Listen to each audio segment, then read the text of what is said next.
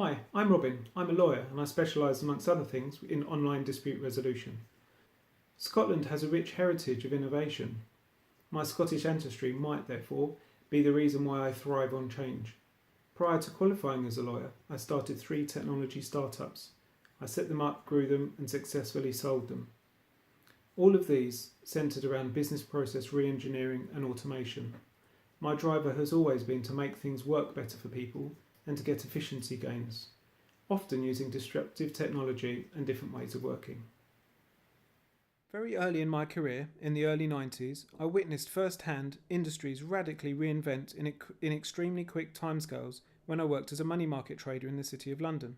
Over 300 years ago, in Jonathan's Coffee House, share traders would meet and update themselves about share prices written on a list posted by enterprising coffee shop owner Jonathan Miles. The exchange formalised and grew, eventually moving into the Royal Exchange next to the Bank of England. These are open outcry trading pits where traders, identified by their colourful jackets, would shout and use hand signals to buy and sell a wide range of financial futures and commodities with each other, fulfilling orders on behalf of banks and wealthy investors. This trader is a seller, his palms are facing away. This guy isn't being rude, he's a buyer, palms towards, of 2 contracts. It was amazing to see, witness, hear and feel the roar when new financial statistics were released. Traders made fortunes. They drove Porsches, Ferraris and could be seen after hours in bars drinking champagne. The London International Financial Futures Exchange, or LIFE for short, was by far the biggest exchange in Europe with 75% market share. Then, in the summer of 1997, the German Deutsche Terminbörse launched an electronic trading platform. Cutting out the humans meant substantially lower transaction costs.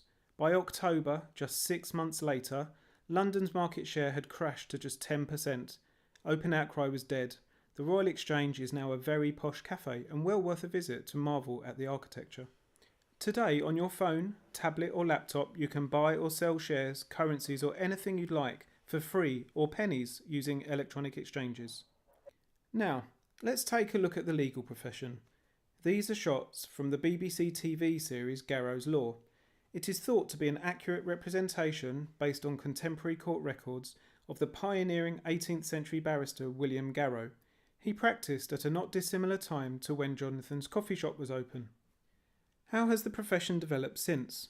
Here is Court 1 at the Royal Courts of Justice. You can see how far they've come on. The candles have been replaced with electric light bulbs.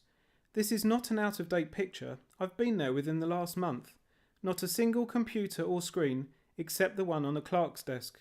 There's even an old-fashioned 80s style telephone on the bench. Maybe it's just because the court is empty. That's better. You can see that the judge is sitting behind a computer. Oh, wait, that's the court clerk. The 3 appeal court judges are looking at their, papers. The barristers must be using technology. Ah, no, they have paper bundles too. Maybe it's just that particular courtroom. Maybe it gets better at the Supreme Court. Maybe not. Wait, I can see one of the judges has a laptop. Although he's not looking at it, he's looking at the same set of papers as everybody else. Maybe our modern legal education system will just take time to feed through. Ah yes, still, the compulsory 12 formal dining sessions. There are some pockets of genuine innovation. For example, Crown Courts are now using electronic bundles where lawyers can access all the evidence electronically prior to and during the trial. However, Crown Courts only represent 3% of criminal cases. In the magistrates' courts, the system is not in place. Here, a defence lawyer has to manually email a human at the CPS, who manually replies attaching the documents, which are simply PDFs.